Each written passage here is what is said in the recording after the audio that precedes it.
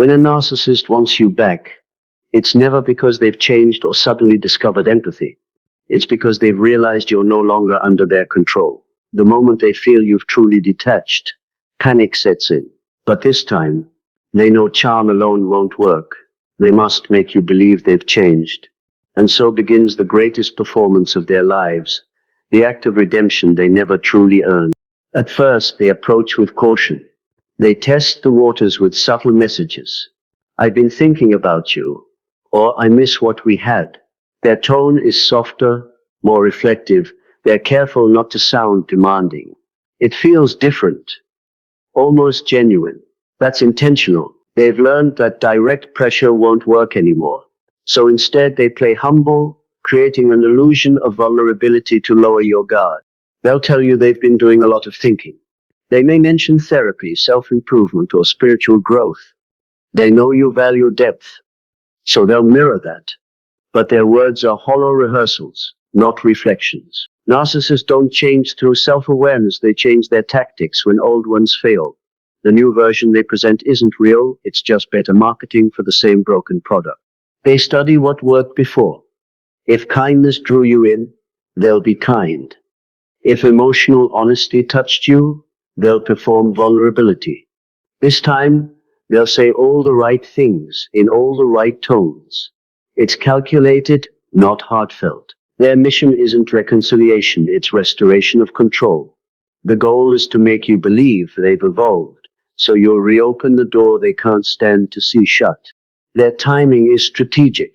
They always return when they sense you're healing. When you're starting to smile again, make progress or move on. They can feel your energy shifting, and it threatens them. Your independence is proof they weren't as powerful as they believed. So they reappear, pretending to care, but what they really want is to interrupt your peace. Their return is not love. It's sabotage disguised as closure. One of their favorite tricks is rewriting history. They'll minimize their past abuse, saying we both made mistakes or things just got complicated. By blurring the truth, they make the past look mutual instead of one-sided. This helps erase accountability. Their hope is that nostalgia will overpower memory. They want you to miss what never truly existed, to mourn a version of them that was always an illusion. When that doesn't work, they'll turn the focus inward. I wasn't ready then, they'll say, but losing you changed me. They make their selfishness sound poetic. You might feel compassion, even curiosity. But be careful. Narcissists weaponize vulnerability. It's not confession, it's strategy. Their growth isn't about understanding you, it's about regaining access to your heart. They don't heal, they adapt. They'll mirror your emotions, your tone, even your words. If you speak calmly, they'll match it. If you show empathy, they'll reflect it back. This mimicry creates a false sense of connection. You start thinking, maybe they finally understand me. But what you're seeing isn't empathy, it's imitation. They've memorized your emotional language and now use it to manipulate you. It's acting, not authenticity. The narcissist's greatest talent is reading your hope. They sense the tiny part of you that still wishes the story had ended differently. That part becomes their target. They'll speak to it gently, promising new beginnings and second chances. It feels like closure, but it's really bait. They don't want a new chapter. They want to rewrite the old one. Their promises are just fresh paint on old wounds. They'll use your compassion against you. Narcissists know you're kind, forgiving, and emotionally intelligent. They twist those qualities into weaknesses. They'll say, I just want to prove I can be better, knowing you'll want to believe in redemption. But their version of better always benefits them, never you. Compassion is your strength, but around them it becomes their favorite weapon to use against your peace. Soon they'll begin showing evidence of change. Fake gestures, small improvements, exaggerated effort. They'll quote books about healing, share motivational posts, or talk about energy alignment. It all sounds sincere, but it's theater. Their goal is to overwhelm you with proof, not substance. Narcissists know appearances matter more than truth. If they can look change, They think they can convince you they are changed. They'll even apologize, but notice how vague it is. I'm sorry for everything, they'll say, avoiding specifics. They won't name the lies, the manipulation, or the cruelty.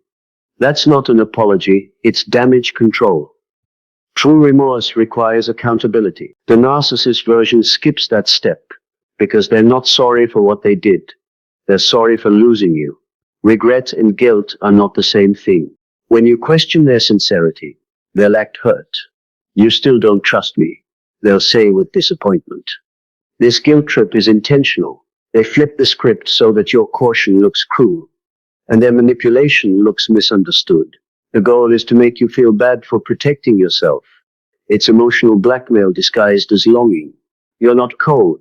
They're just experts at making boundaries look like betrayal. As they gain your attention, they begin testing control again. Small requests, casual questions, subtle boundary pushing. They might ask where you've been or who you're seeing, pretending it's harmless curiosity. It's not. It's data collection. Every answer helps them rebuild the map of your weaknesses. Once they have that map, they can begin steering you again. Softly at first, then completely. They'll remind you of the good times. This nostalgia is weaponized. They'll play your favorite song, mention inside jokes, or recall old moments with a smile. It's emotional hypnosis. They know memory is powerful, and that longing can cloud logic. But what they call good times were usually crumbs of affection scattered between storms. Nostalgia makes you forget the rain and remember only the rainbow. If you resist, they may play the victim. I'm just trying to make things right, they'll say. You're being unfair. They'll cry, sulk, or withdraw to trigger your empathy. This tactic works because it flips the narrative. You become the cold one, and they become the hurt one. But don't be fooled. Their sadness isn't pain, it's performance. They miss control, not connection. And control is all they ever wanted. Once they sense your guard softening, they'll rush the process. Why wait? Let's start fresh. They'll push for quick reconciliation, knowing that time exposes lies. Narcissists thrive in urgency because urgency kills critical thinking. They need you emotional, not rational. So they drown you in flattery, apologies, and promises before your logic has time to breathe. This speed isn't love, it's strategy. To seal the illusion, they'll create small acts of proof. They may delete an ex's number, change a habit, or show kindness in public. Each gesture is a performance carefully timed to impress you. But consistency is what reveals truth, and narcissists can't maintain consistency. The cracks will appear soon enough, but by the time they do, they hope you'll already be emotionally invested again. They might even bring in mutual friends as witnesses to their transformation. Even Sarah said, I've changed, they'll tell you, planting validation through others. It's social manipulation, an external echo meant to reinforce their story. Narcissists love triangulation because it makes their lies sound like facts. But real change doesn't need an audience. When someone truly transforms, they don't announce it, they live it. Once they think you're believing again, they relax. The mask starts slipping. Small cracks appear. A hint of entitlement, a flash of arrogance, a condescending tone.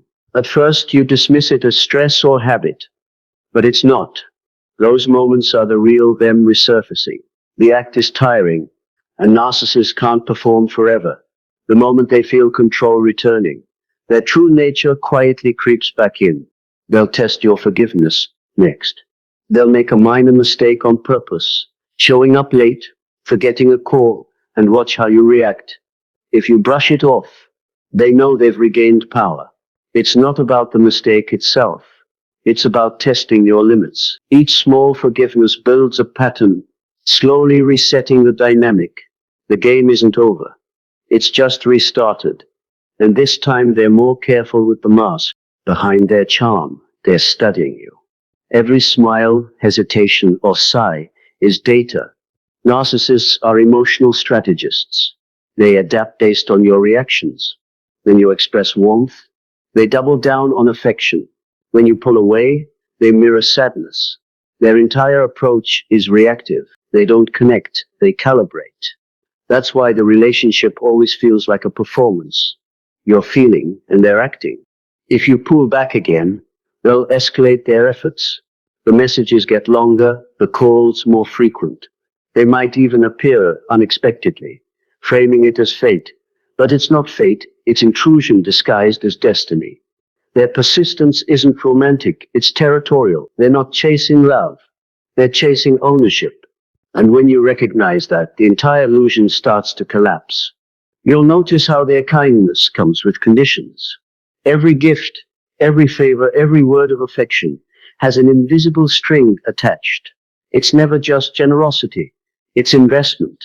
They're building credit for future control. Later, they'll remind you of everything they did for you to make you feel indebted. In their world, affection isn't love, it's currency. And the debt they create is meant to last forever.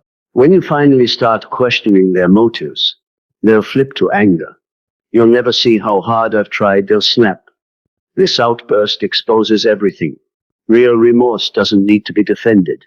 It proves itself through patience. Their frustration reveals their true motive. They weren't rebuilding love. They were rebuilding control.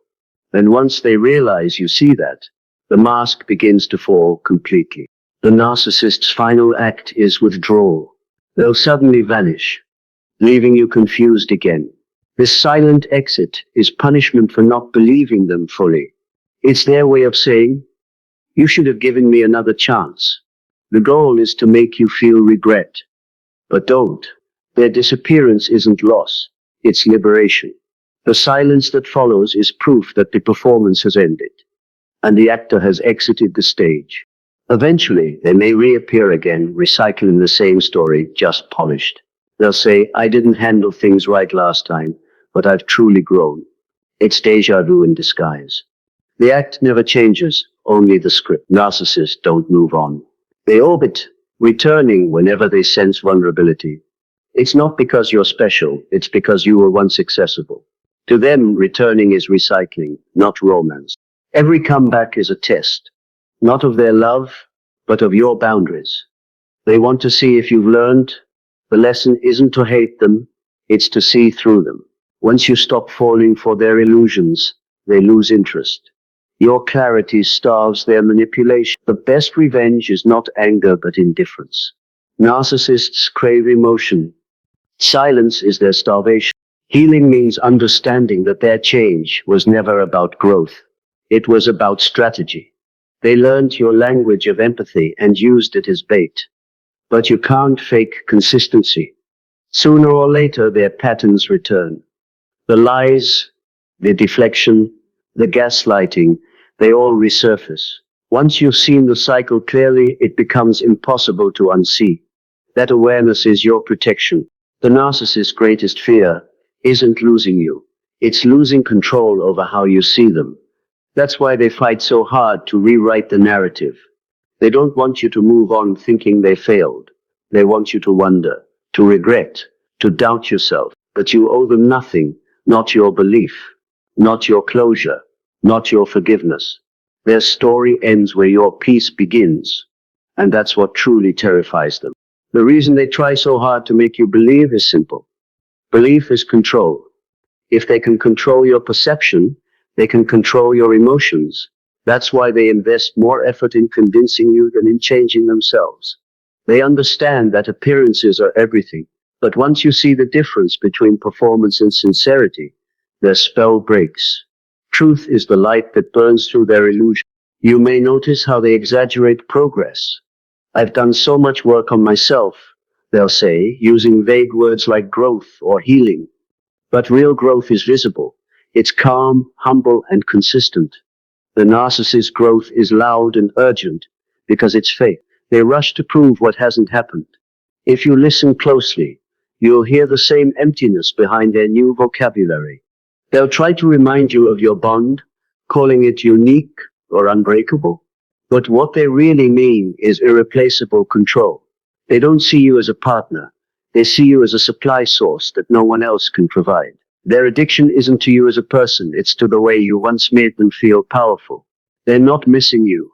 They're missing the reflection of themselves they saw in your love. Even their humility is rehearsed. They'll say, I understand why you left, as if they've matured. But watch what happens when you truly detach. They can't handle it. The calm acceptance vanishes, replaced by bitterness. Narcissists can pretend to be humble, but they can't sustain humility. Their pride always leaks through the cracks, revealing the truth beneath the performance. The longer you stay detached, the more desperate they become. They might send heartfelt letters, emotional songs, or cryptic quotes online. Every post, every message is bait. They want you to think they're reflecting on love when they're really crafting manipulation. But silence is your shield. Every time you don't respond, their illusion weakens. The act collapses without an audience. When they realize the act isn't working, they'll alternate between kindness and cruelty. One day they'll beg, the next they'll blame. This hot and cold dance is designed to destabilize you. If they can't win your love, they'll settle for your confusion.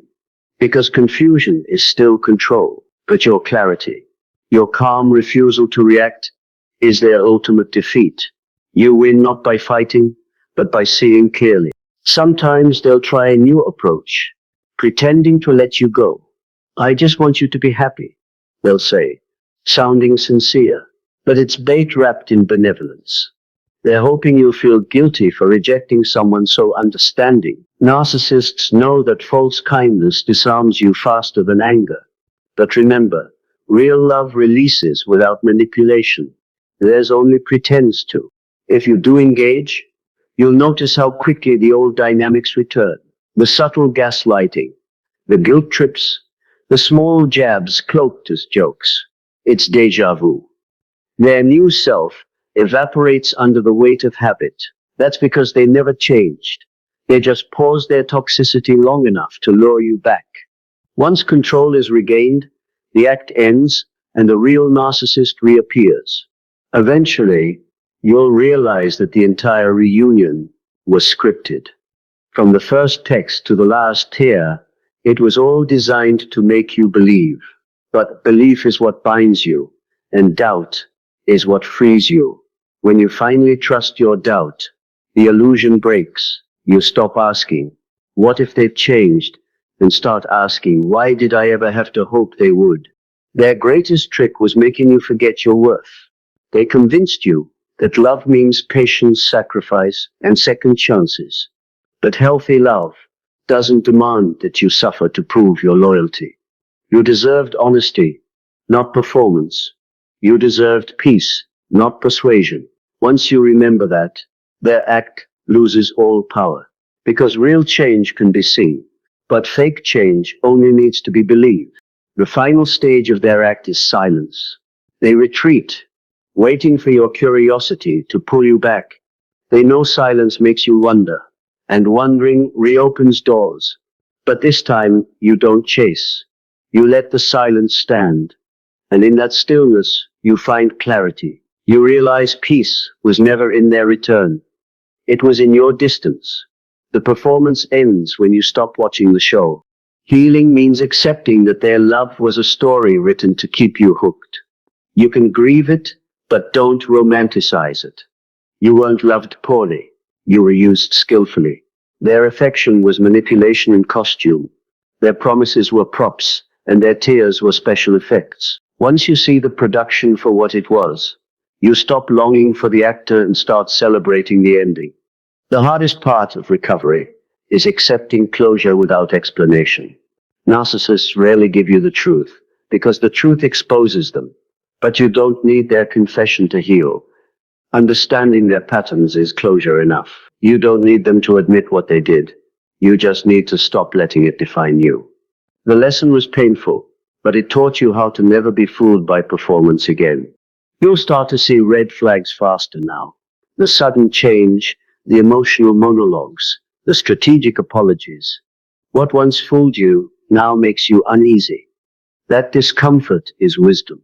It's your intuition, remembering what your hope once forgot. And that wisdom is the very thing that keeps you free. You no longer need to be convinced. You've learned to trust the quiet truth beneath the noise. The narcissist will move on eventually, but only when they find a new audience. They don't heal, they replace. You'll see them repeating the same lines, the same fake humility, the same cycle. It's never about growth. It's about attention. Let them perform for someone else. You're not their mirror anymore. You're the light that makes their mask impossible to wear. The peace that follows may feel strange at first. After the chaos, calm feels unnatural. But give it time. That quiet is healing, filling the space where manipulation once lived. The silence you used to fear becomes your sanctuary. The narcissist's absence stops feeling like loss and starts feeling like freedom. You didn't lose them. You lost the confusion they brought. In time, you'll stop replaying the what ifs. You'll stop wondering whether they'll ever change. You'll understand that narcissists don't evolve, they adapt. Their only constant is control. Once you see that, closure becomes simple. It's not your job to heal someone who refuses to look in the mirror. Your only task now is to protect the peace you fought so hard to find. Their attempt to make you believe was never about love. It was about power. Power over your mind, your emotions, your choices. But the moment you believed in yourself more than their illusion, their game ended. You don't need to prove you're right or show you've moved on. Your silence, your peace, and your joy are proof enough that their act failed. The narcissist's greatest loss isn't you, it's your belief. Once you stop believing in their lies, their entire identity collapses. They can replace you, but they can't replace your perception of them. You saw behind the mask, and that vision can't be undone. They'll live chasing admiration from others, but deep down, they'll know you're the one who finally saw the truth. In the end, their performance fades, but your clarity remains.